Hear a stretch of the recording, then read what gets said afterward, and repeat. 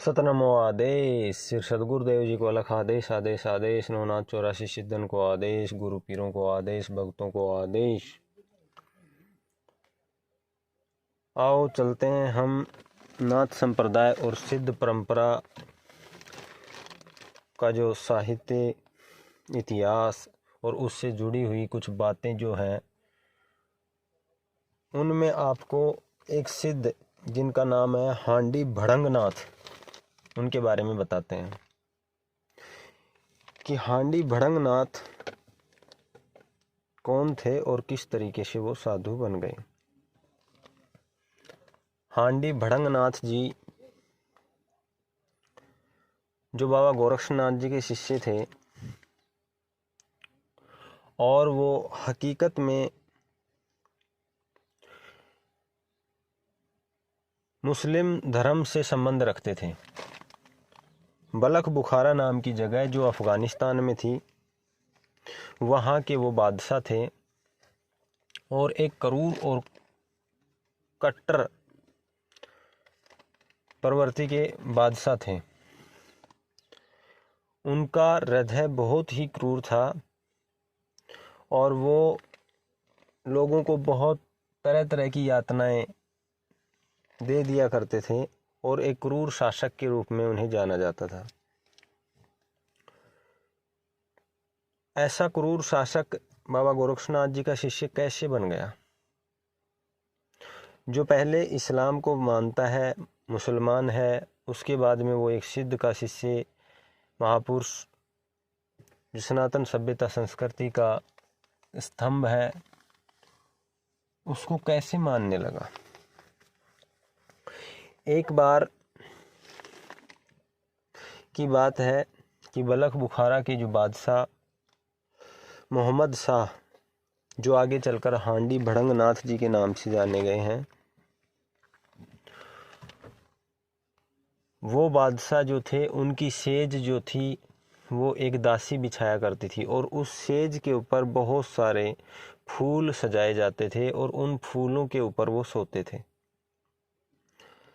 एक दिन वो दासी जो सेज सजाती थी, सेज के ऊपर केवड़ा, चंपा, चमेली, गुलाब, इनके फूल जो सजाए जाते थे, उनको सजा करके बादशाह के लिए तैयार करती थी। एक दिन उसके दिल में विचार आता है कि वो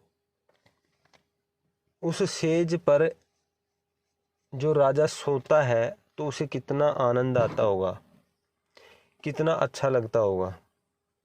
एक दिन वो दासी विचार करती है कि क्यों ना मैं एक पल के लिए खुद भी सो करके देख लूं, और राजा को कौन सा इस बात का पता लगेगा।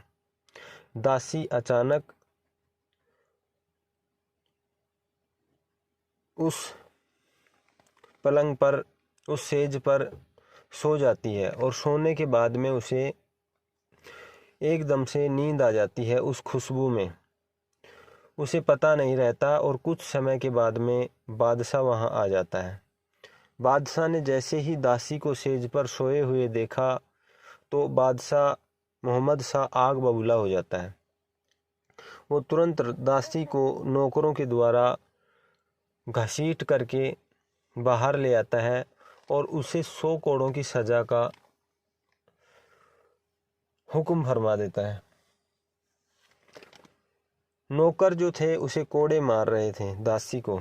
जब नौकर उसे कोड़े मारते रहे, 50 कोड़ों तक जब उन्हें कोड़े मारे गए तो दासी बहुत चिल्ला रही थी। जैसे ही बताया जाता है कि 50 कोड़ों के बाद उसने आगे कोड़े मारे तो वो चिल्लाने के बजाय खुश होने लगी, हंसने लगी। जैसे ही कोड़ा पड़े वो बहुत हंसे, जैसे ही कोड़ा पड़े वो बहुत हंसे। जब ऐसी घटना हुई तो बादशाह एकदम उसकी तरफ देखता रहा। अब 100 कोड़े पूरे हो गए और दासी बहुत हंस रही थी, बहुत खुश हो रही थी। तो बादशाह मोहम्मद शाह ने उससे पूछा कि ऐसा क्या हुआ कि वो रोने की बजाय हंस रही है, उसे क्या प्राप्त हो गया, क्या मिल गया, क्या नज़र आ गया? तो दासी कहने लगी कि वो सेज, वो पलंग जिसके ऊपर मैं कुछ पल के लिए सोई थी और उसी की सज़ा 100 कोड़े हैं। तो जो हमेशा उस सेज पर सोता आया है और सारी सारी रात उस पर सोता है, उस आदमी को, उस व्यक्ति को वो अल्लाह कितनी बड़ी सज़ा देगा। इस बात को जैसे ही बादशाह ने सुना, उसको बहुत बड़ा धक्का लगा और वो सोच में पड़ गया, और वहीं से वो विरक्त होकर चला जाता है और जंगल में घूमने लगता है। अचानक उसकी मुलाकात बाबा गोरक्षनाथ जी से होती है और उनके शरण में जाकर के उन्हें गुरु मानकर और वो साधना शुरू कर देता है। बाबा गोरक्षनाथ जी ने उसके गले में हांडी डाल दी थी और उनका नाम हांडी भड़ंगरात रखा गया था, जो राजस्थान के सीकर जिले के पास में स्थित हर्षनाथ पर्वत पर जो हर्षनाथ महादेव मंदिर है और हर्षनाथ भैरव मंदिर है, वहीं एक समाधि है। वहाँ रह कर के वो साधना करने लगे और आखिर में वहीं वो समाधिस्थ हो गए। उनकी समाधि आज भी वहाँ मौजूद है, हांडी भड़ंगनाथ जी की।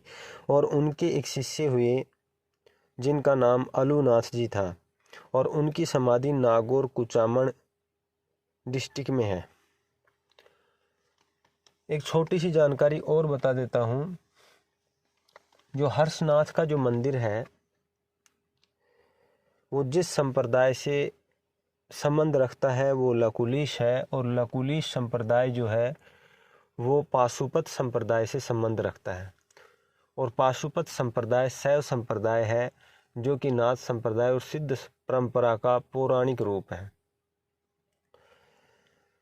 तो इस प्रकार से हांडी भड़ंगनाथ जी ने किस एक मुस्लिम बादशाह से परिवर्तित होकर के एक सिद्ध परंपरा से जुड़ करके बाबा गोरक्षनाथ जी से दीक्षित होकर के और एक सिद्ध बन गए, और उन्होंने एक सिद्धि प्राप्त की। वो अपने आप को उन्होंने साध लिया और वो उस परम पुरुष को पाया उन्होंने, जिनकी समाधि वहाँ है, और वो नाथ संप्रदाय में शामिल हो गए। आदेश आदेश।